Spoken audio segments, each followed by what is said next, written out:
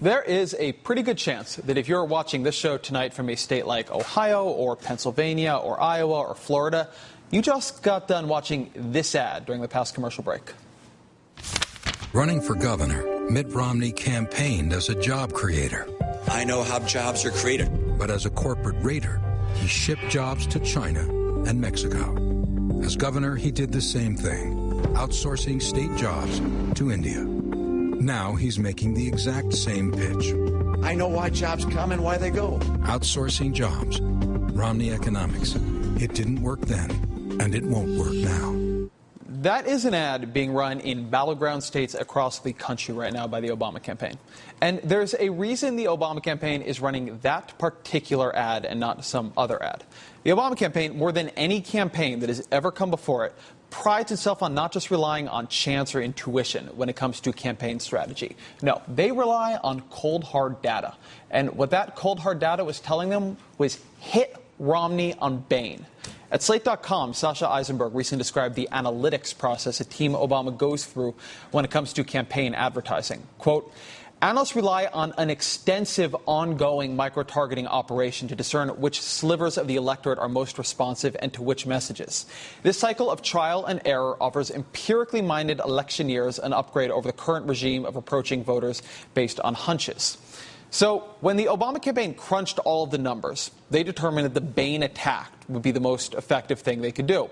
What they had not counted on, though, was that it would trigger such a backlash among Democratic elites, among Democrats who live and fundraise in and around New York City and Washington, D.C.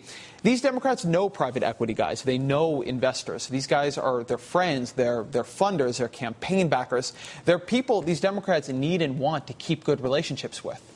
And so you may remember that about a month and a half ago, there was this great uproar in the Democratic Party about whether it was wise or not to attack Mitt Romney over his record at Bain Capital. High-profile Democrats like Cory Booker and Ed Rendell and Bill Clinton began voicing concerns publicly about whether those Bain attacks were a good idea. That criticism got a lot of media attention. The media began wondering and reporting about why the Obama campaign couldn't get its message right, couldn't get its allies to agree with it. But there was always this question. Were those Democrats tactically correct? Because there could be a big difference between what Democratic elites want to hear and what resonates with actual voters in battleground states. And so Team Obama had a genuinely important strategic decision to make. Do they go with the feedback they were getting from the Democratic elites on this? Do they back off the Bain attacks? Or do they go with their data? The Obama campaign pretty decisively decided to double down on their data and on the attacks. President Romney's first 100 days. For the people of Iowa, they mean fewer worries about their future. Fewer worries? The Washington Post has just revealed that Romney's companies were pioneers in shipping U.S. jobs overseas, investing in firms that specialized in relocating jobs done by American workers to new facilities in low-wage countries like China and India. Does Iowa really want an outsourcer-in-chief in the White House? That decision now appears to be paying dividends. In battleground states across the country, the Bain attacks appear to be taking hold. Here's how the race looked in Florida 2 months ago. Mitt Romney held a slim 1-point lead. Here's how the race looks in Florida now. It's Barack Obama leading there by 4 points. Here's how the race looked in the great state of Ohio 2 months ago. President Obama was leading there, too, but by a razor-thin 2-point margin. Since then, the president has blown that open to a 9-point margin. So what accounts for this sudden movement in swing states? Here's the analysis from ABC's Rick Klein. Quote, over the last 2 months, even as national polls have shown little movement in the race, something different has been happening in the battleground states. In those states, President Obama has been pulling ahead. The gaps aren't huge, but taken together, the numbers strongly suggest that Democrats' relentless attacks on Mitt Romney's business record at Bain Capital have been taking a toll. The most recent NBC News Wall Street Journal poll shows the same thing. When voters were asked whether Mitt Romney's record at Bain Capital makes them feel more positive or more negative about him, 28% said they felt more negative about Mr. Romney after learning about his record at Bain, compared to only 23% who felt more positive about him. So those numbers, not so good for Romney. But the numbers were much worse among voters in swing states. There, 33% said they felt more negative about Mr. Romney after learning about his record at Bain, compared to only 18% who felt more positive about him. According to the New York Times, even Republicans feel this strategy is working. Quote, despite doubts among some Democrats about the wisdom of attacking Mr. Romney's business career, Obama commercials painting him as a ruthless executive who pursued profits at the expense of jobs are starting to make an impact on some undecided voters, according to strategists from both sides. Strategists with both parties said independent voters speaking in focus groups had indicated that they had seen the ads or heard their charges, that they had raised questions in their mind about Mr. Romney's experience. The Obama campaign had a big decision to make about a month and a half ago when they faced that brewing revolt among the elites in their own party. Stick with the Bain attacks or back off. And they decided to stick with them. And so far, at least, they appear to have been proven right. Joining us now is my friend and colleague, the host of the aptly named, the wonderfully named Melissa Harris Perry Show, airing weekends right here on MSNBC. Also a professor at Tulane University and a columnist for The Nation. Melissa Harris Perry, thank you for being here. Hi, Ezra. Always nice to join you.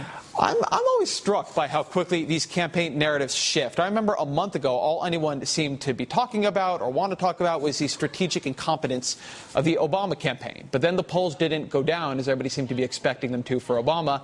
And now they seem to be going up. And now the narrative is that their strategy was kind of brilliant, and now it was working. And in fact, it was a great idea all along. What's your takeaway here?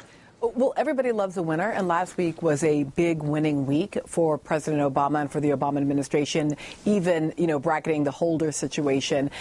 Obviously, the Affordable Care Act decision on the part of the Supreme Court, just sort of gives President Obama and the campaign a bit more swagger going into sort of midsummer here. But I think the other part of it is to remember that it was always sort of the incompetence of the surrogates. And in certain ways, that story, the idea of surrogates not being able to stay on message, is not really at all the same thing as whether or not the campaign itself has the right message. And, but the thing that I think people figured was going to happen was that these surrogates, they were getting all this media coverage, and that would somehow filter out. And I was thinking about this today. This poll came out that showed 41% of Americans had no idea the Supreme Court ruled on health care last week. They just didn't know. It didn't cross their radar. It's not something that made any impression on them. What world do you and I live in? Well, but that's my concern. It made me think about, is anybody actually less well qualified to say what might work or not work with swing voters than the people who sit in chairs like this one who are following every little piece and every little movement in the presidential campaign? Because it doesn't seem to me these gaffes and these little stories that end up obsessing us in Washington actually end up mattering to ordinary voters at all. Yeah, look, I think that's a critically important point. Obviously, our job is to be filtering the news and trying to think about all of the small elements that will impact the election. But, folks who are in the swing states, remember, one of the things that's going on in some of the swing states is that their unemployment rates, take Virginia, for example, are actually not as bad as the national unemployment rate. So kind of hitting President Obama on the are you better off today than you were 4 years ago is not going to work for the Romney campaign in those states in the way that it will in the much harder hit states.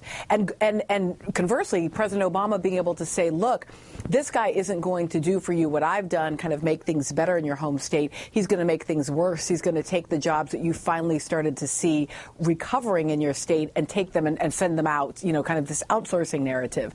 But I think the other piece of it is we just have to remember that it's still a long way until both the conventions and then ultimately the fall. Because I think the real issue isn't what goes on television. It's what will happen in those head-to-head debates when the two of them are going to get to make their case and, really sort of stand up in front of the American people and explain why they think the other guy is no good.